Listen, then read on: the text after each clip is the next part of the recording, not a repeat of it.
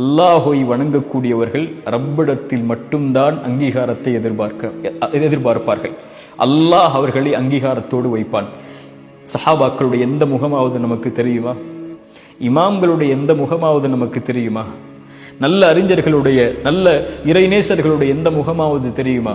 ஆனால் அவர்களுடைய பெயர்களை கேட்டால் ரலியல்லாஹு அன்ஹு, அல்லாஹ் அவர்களை பொருந்திக் கொள்ளட்டும் என்று சொல்கிறோமே, ஏன்? அவர்களுடைய செயல்களை அல்லாஹ் அங்கீகரித்திருக்கிறான். என் செயலை, என் செயல்பாடுகளை அல்லாஹ் அங்கீகரித்திருக்கிறானா இல்லையா?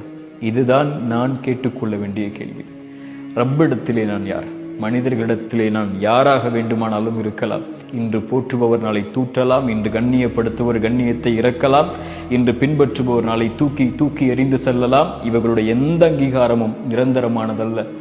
என் ரப்புடைய அங்கீகாரம் மட்டும்தான் நிரந்தரமானது. என்னை படைத்தவனவன், அவனிடத்தில் மட்டும்தான் நான் திரும்பி செல்ல இருக்கிறேன். அவனிடத்தில் நான் யார்? மறைவில் அல்லாஹை வணங்கக்கூடியவர்களை அல்லாஹ் நேசிக்கிறான்.